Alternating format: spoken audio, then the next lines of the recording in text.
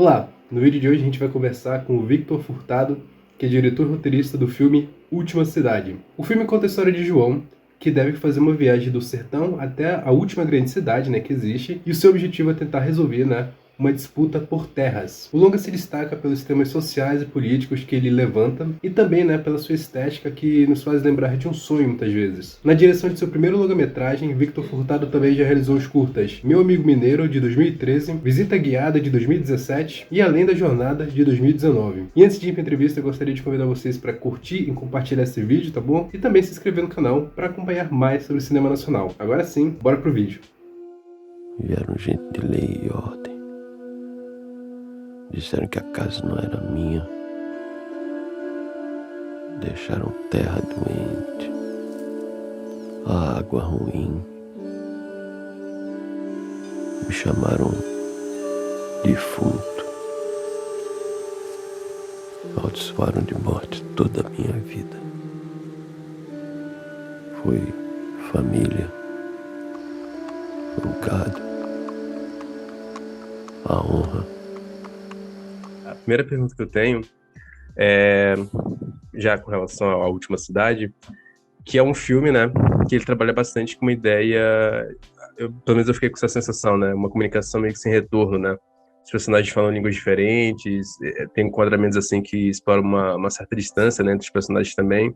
Então eu queria te perguntar como que foi pensar, numa ideia, inicial sobre o filme, como foi a concepção, para você querer trabalhar, essa história do Última Cidade. Então, Última Cidade, ele acaba sendo um desejo de disputar um certo imaginário dos mitos de origem, do Nordeste, que também se encontram com algumas questões da minha família, trago algumas coisas pessoais, assim, essa face do nordestino que vem do sertão para a capital, que é uma fase do último século, assim, muito forte, e surge Última Cidade, esse argumento um pouco como uma catarse, assim, muito repentina numa noite, e que ao longo de um ano eu vou desenvolvendo com o Thiago Mendonça, um parceiro maravilhoso de roteiro, de vida, e com muita influência da América Latina também, porque eu tinha vontade de que a gente olhasse para as nossas origens e em algum contato também com as origens de algo maior do que o nosso regional, assim, é como se, para mim, a região que eu queria um pouco tratar era a América Latina,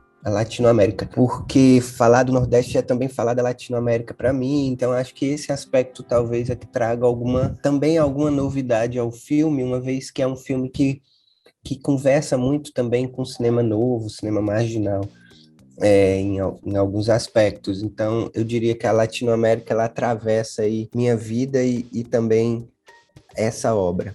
Isso inclusive foi algo que eu também consegui perceber, assistindo o filme, E como você já comentou, é um filme que explora bastante alguns temas, já abordados, no cinema nacional, E também latino, como disputa de terras, esse legado da colonização, Então, também queria que você entrasse um pouco mais a fundo sobre como foi, também tratar, dessas histórias durante a produção desse filme, Acho que um aspecto que traz bastante o filme para que a gente aprofunde um pouco ele é um filme de superficialidades, ele tem uma história superficial, ele trata as imagens um pouco na superfície, bastante na superfície.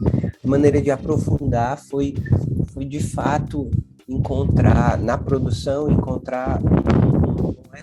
uma parte do elenco eu já tinha na cabeça enquanto escrevia, então a escrita do roteiro já era bem direcionada a personagens como o Andarilho, latino-americano Tarriel, as personagens que são as donas do bar, Cris e Alindô, como a Maria do Carmo, a Choca, o José Rufino, Pirrita, todos são meio que eles mesmos, só que um pouco topando, se adaptando um pouco ao universo ficcional do filme, E o filme se ajustando o que ele pode se ajustar para estar à altura dessas pessoas e dessas pessoas formando suas personagens para o filme. Então esse acordo tácito, ele foi intencionado no roteiro e foi construído na produção. Então, eu acho que essa discussão da colonialidade passa pelo corpo, pela presença dessas pessoas.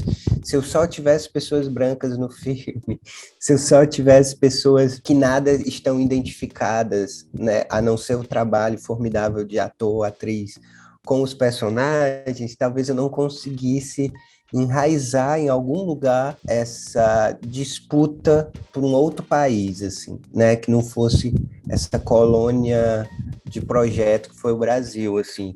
Então, o Tarriel é um ator, que o Hector Briones, que ele é chileno, ele tem descendência mapuche, então tinha muita referência ali dos mapuche, que são uns povos ali que ficam entre Argentina e Chile e tal, é uma galera que fica por ali.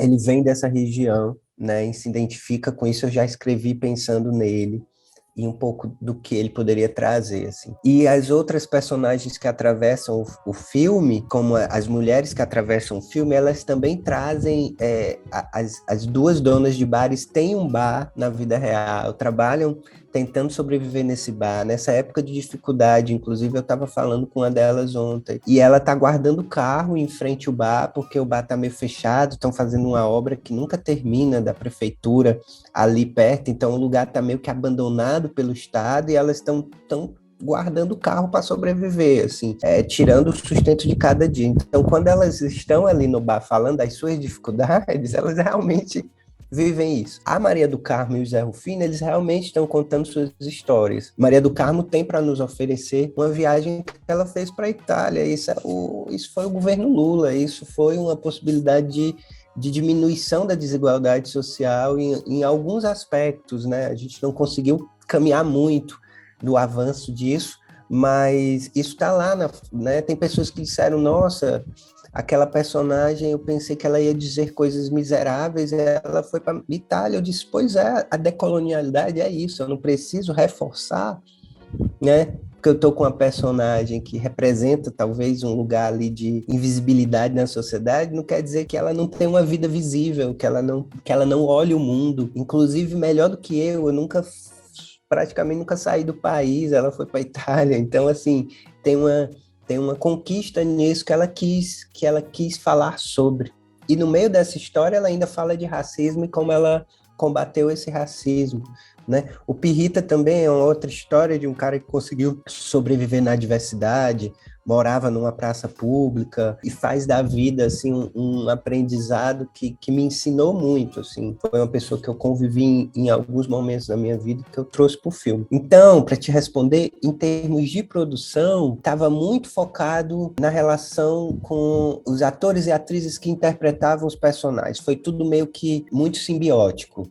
E, por fim, também tem a linguagem, né? Que aí a gente tenta trazer uma relação entre uma construção de imagem de som que traga para o roteiro algo que não é tão padronizado, não é tão mainstream. Conversa com gêneros que são populares, mas não usa a linguagem de maneira muito popular. Entrega sempre para o espectador dúvida e mistério, em vez de entregar revelação e exposição de informações, de certeza e tal. O filme vai nessa contrachave. Então, isso também tem a ver um pouco com construção de decolonialidade e com um pouco de estética do sonho, que o Glauber Rocha falava, né? Então, eu fui muito inspirado pelo Rocha, pelo Pasolini nesse sentido, assim, de, bem, América Latina, Brasil, será que a gente vai ficar seguindo um certo modelo? Então, para mim, esse poderia também ser um cinema popular,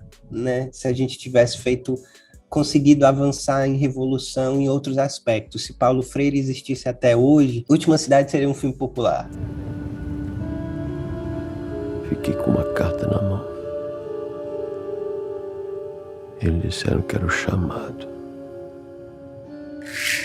Um caminho iluminado. E entrando nesse âmbito da linguagem, né, quando você comenta um pouco dos atores, acaba dando também uma ideia de que também tem elementos assim de documentário, né, também, né, acaba tendo, né. E vendo o filme também, né, tem a forma como é filmado também lembra muito um documentário nessas partes específicas, né. E ao passo que o filme como um todo, né, tem muito dessa lógica aí já dentro da ficção, né, muito como um sonho também, assim, muitas vezes, né, é um filme bem diferente, assim, nesse sentido. Eu queria te perguntar também como foi, também entrando nisso da linguagem, né, como foi você trabalhar um pouco essa linguagem e criar uma estética muito, acho que muito própria, né, do seu filme, né? Quer dizer, você trabalha um filme distópico, né? Um filme que fala de um futuro, assim, que talvez a gente não esteja muito distante dele. Eu fico me perguntando se o filme é um futuro, um passado, um presente, né? Ele não localiza temporalmente de forma exata o que é isso, né? A não ser o personagem dizer que deram o nome do tempo, deram outro nome para o tempo, chamaram futuro, né? Mas o filme mesmo não está localizado exatamente nesse futuro, porque ele tem uma cara de passado, porque esse personagem do sertanejo, assim, é um símbolo meio que ainda está no passado do Brasil, entre o passado e o presente, e o neoliberalismo, essa construção de uma cidade voltada para o mar, e aquelas construções enormes, ostensivas, até, elas parecem apontar para um futuro, né? Mas elas todas ali estão emaranhadas, passado, presente e futuro. E o filme tenta isso na montagem. Em alguns momentos você repara que o filme volta para imagens que já aconteceram antes, ou momentos que já aconteceram antes. O filme salta também, deixa lacunas, assim, não explica como que o personagem chega em determinado lugar. Em alguns momentos explica, outros não. Então é um filme que dá saltos, que deixa lacunas. Isso é um pouco nosso estado onírico, né? A gente, quando está sonhando, a gente não tem muita explicação. E os símbolos, os acontecimentos que habitam nos nossos sonhos são acontecimentos que muitas vezes são simbologias, né? Jung vai dizer do nosso inconsciente coletivo, então a gente vai resgatando figuras, assim, de um certo inconsciente coletivo. Ai, mas eu estava sonhando com determinada coisa, era meu pai. Não era bem seu pai, isso significava outra face de você, isso não sei o quê. Aí você vai fazendo a leitura dos sonhos, ou algumas interpretações, você vai... Nada é exatamente o que a gente está vendo, sempre pressupõe outra coisa. Então, em termos de roteiro já apontava para esses caminhos, e o filme, enquanto estética, foi também abraçando isso. Eu fui entendendo que o filme transitava entre distopia, western e drama, uma coisa assim meio... Então a gente, claro que trazia, né, um pouco do que a linguagem do cinema usa comumente nesses gêneros, mas estava pensando em si no filme. Então, em certos aspectos, no momento mais dramático do filme, um dos momentos de maior drama do filme, é quando Tariel e João se defrontam com um muro de imagens que parecem ser do futuro, do presente, sei lá. Eles esbarram nesse muro, esse muro não deixa eles ir, eles sentam nesse muro. Nesse momento, o protagonista do filme se abre para o colega dele, para o amigo dele, recente. Diz do passado dele. Em poucas palavras, o protagonista é sisudo, né? Aquele é um momento dramático. Se fosse um filme comum, não onírico nem nada, isso aconteceria num outro cenário, mais iluminado. O diálogo entre os personagens seria muito mais desenvolvido para que o espectador acompanhasse em poucos, né, passo a passo, um pouco mais esmiuçado, o que o personagem está revelando, o protagonista está revelando. O que a gente faz? Ele revela logo, em poucas palavras. Isso acontece num contraluz forte, um momento meio Blade Runner, né? Um contraluz forte, uma coisa assim, futurista. Tudo contrasta, assim, é um contraste. A fotografia não é uma fotografia, é um desenho meio infantil da família. Então vem, assim, símbolos que aparentemente não deveriam existir na mesma cena. E a gente arrisca juntá-los e tenta trabalhar o máximo possível uma organicidade de cena dos objetos, de uma direção de arte maravilhosa, de uma fotografia, de uma galera sempre uma equipe muito foda, e que a gente foi trabalhando esses elementos, sabe, Walter? E aí a gente consegue chegar numa cena que é para ser um drama, mas não é bem um drama também, acaba que ainda está envolvido no mistério, você ainda duvida, como assim ele tem um desenho, por que ele não tem uma fotografia, por que eu não consegui enxergar melhor a família dele? E de repente eu abro a quarta parede, né? E aí você vê, o final dessa cena revela assim, um artifício. E aí eu já salto para uma outra cena que eu não explico como que isso acontece. Quando você está sonhando, é parecido com isso. Quando você está com febre, 40 graus de febre, talvez seja um pouco parecido com isso, né? Então, um personagem que perdeu tudo, que está em busca de uma justiça pessoal, ele não está normal. Eu não estaria normal na situação do João.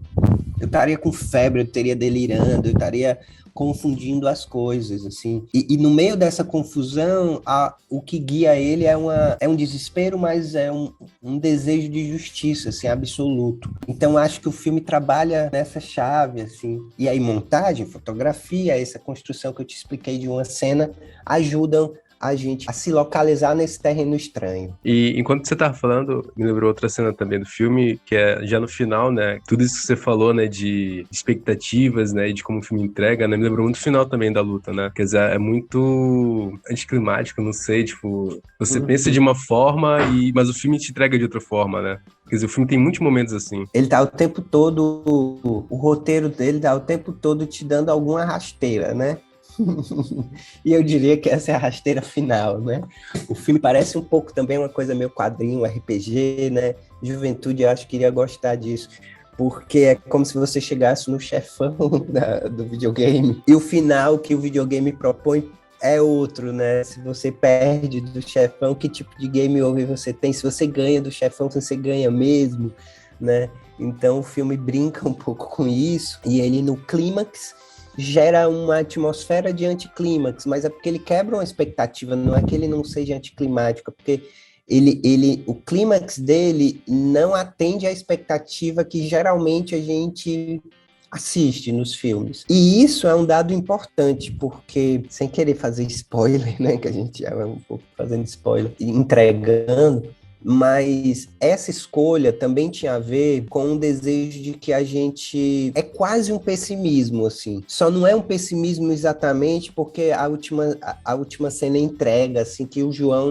não tá alienado. Ele talvez esteja vencido, mas alienado ele não está. Que foi uma solução de cena que a gente foi criando ali perto da filmagem. Pedrinho e eu conversando muito, Pedro Diógenes foi um parceirão na equipe de direção, então ele e eu, a gente discutiu muito, porque a gente estava vivendo 2018, a gente filmou ali no final de 2018 com um presidente bizarro ganhando e voltando, né? Porque o Bolsonaro representa o projeto de colônia, né? O projeto colonial brasileiro. Ele é o puro projeto colonial brasileiro, inclusive do século atrasado, assim. Então, a gente estava filmando o fim do filme nesse clima, então a gente precisava, talvez, firmar mais o pessimismo, mas não concordar com a alienação. Assim, dizer assim, a gente tem ainda pelo que lutar. E entrando então já também nesse aspecto da produção, você já até comentou um pouco agora, queria também te perguntar como foi, né, um pouco desse processo da produção, né, como que foi o dia a dia no set, né, como que foi pensar em soluções, né, com a sua equipe também. Você falou até que é um projeto de extensão da faculdade, né, eu acho isso incrível, e aí dá pra gente, talvez... tem audiovisual na UFMA? Não, UFMA não tem. Mas tem comunicação social, né? Isso, jornalismo e relações públicas. Eu comecei no cinema por aí, né? Pela comunicação social, porque não existia cinema na minha cidade. Depois é que veio o curso que eu te falei. 50% dos cursos de comunicação normalmente algum cineasta que não tinha cinema na época dele. Não tinha para onde ir, né? Eu fui assim, primeiro semestre, por que você tá aqui? Eu, professor, porque não tem cinema, eu tô aqui. Então, assim, mas é interessante porque gente que vê muito filme fica se perguntando como eles são feitos, né? A nossa realidade, ela é outra, né? Então a gente tem que fazer um cinema inventivo mesmo. Tem um colega que uma vez me disse sobre o teatro. O pessoal adora o teatro brasileiro lá fora porque a gente é muito inventivo. Aí eu perguntei, por que a gente é muito inventivo? Ele, ora, se um europeu quiser fazer uma cena com a sala cheia d'água, um piano boiando e pegando fogo, ele vai ter orçamento para isso. O brasileiro já vai chegar e dizer, você não vai poder fazer nada disso. Invente outra maneira. E aí a gente acaba sendo impelido, forçado, impulsionado a se reinventar. Nessa metáfora, nesse exemplo, eu dou para resumir assim, a produção do filme. Foi um filme feito com R$960 mil de dinheiro público, de edital, de arranjos regionais. Isso 4 anos depois que foi aprovado, com a inflação maior. A primeira coisa que a gente fez foi cortar 20 cenas de roteiro. Cortamos 20 cenas, deixamos o roteiro mais condensado possível. O que vocês veem de resultado final equivale a, sei lá, 85%, 90% do que foi filmado.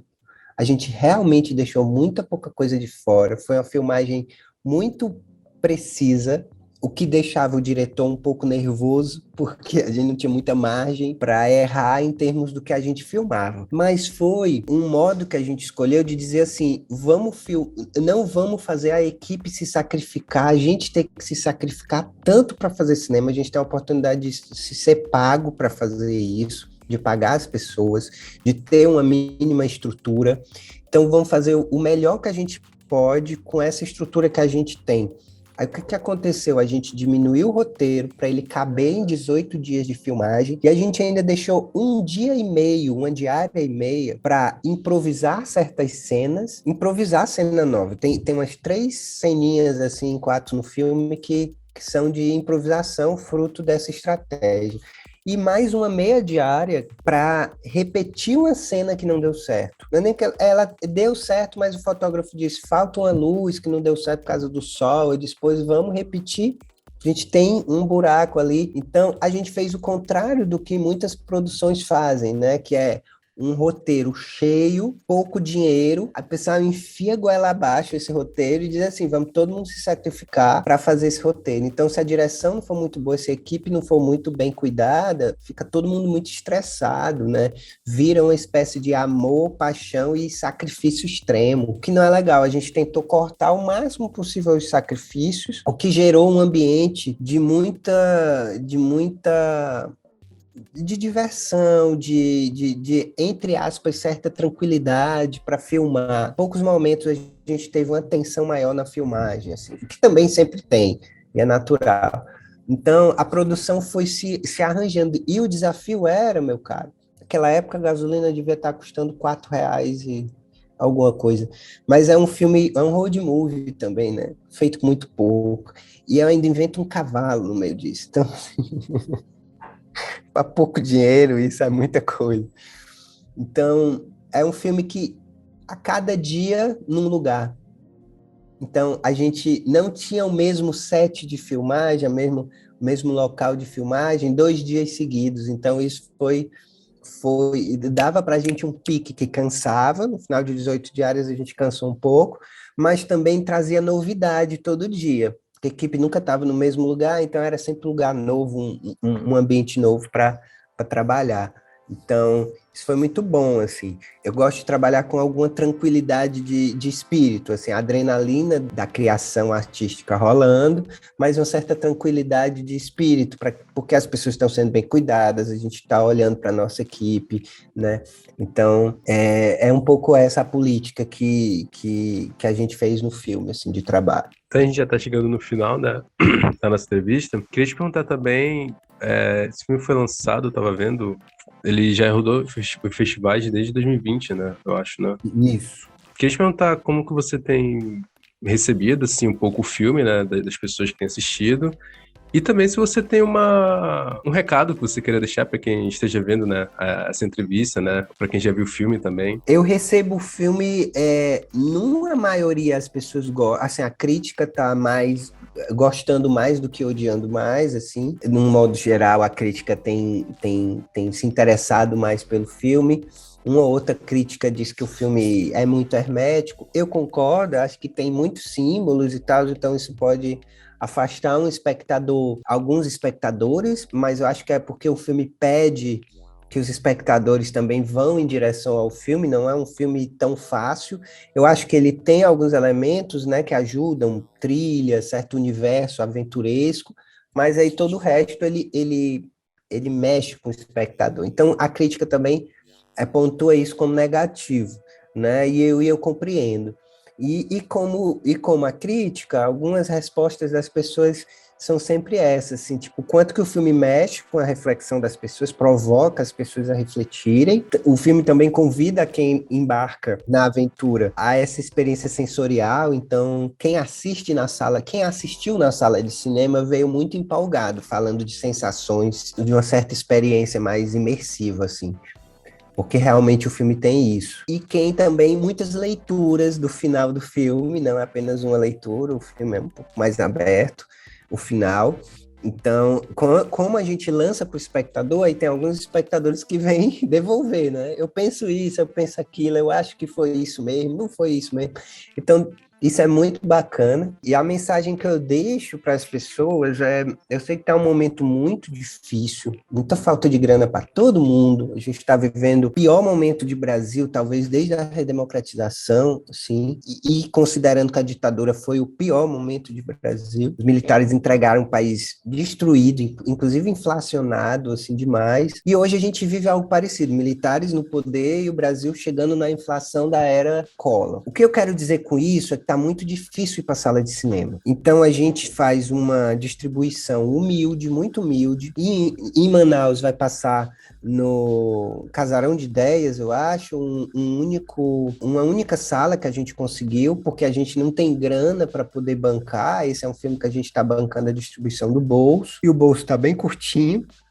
O que eu quero dizer com isso também é que a gente está na mesma posição do espectador que está sem grana, né? Mas essa sala de cinema, procure ir nessa sala se você se interessou pela Última Cidade, porque lá você consegue pagar talvez um pouco mais barato, porque são salas mais alternativas, né? Consegue estar prestigiando o cinema brasileiro, cinema cearense, cinema manauara, cinema amazonense, sabe? Cinema da periferia de BH.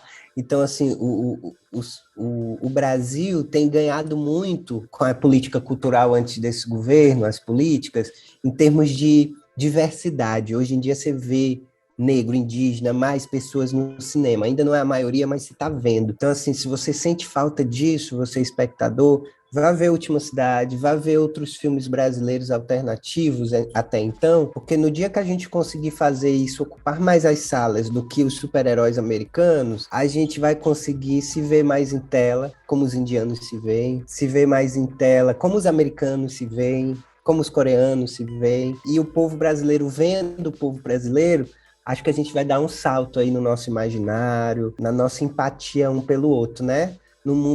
Num Brasil de muito ódio, assim, querendo ser disseminado muito ódio, eu acho que quanto mais a gente se vê em tela, a gente acompanhar as diretoras e diretores brasileiros, que hoje são muitos e diversos, a gente vai poder ter mais empatia também, mais simpatia, vai plantar mais amor, assim. Ame o cinema brasileiro, é isso.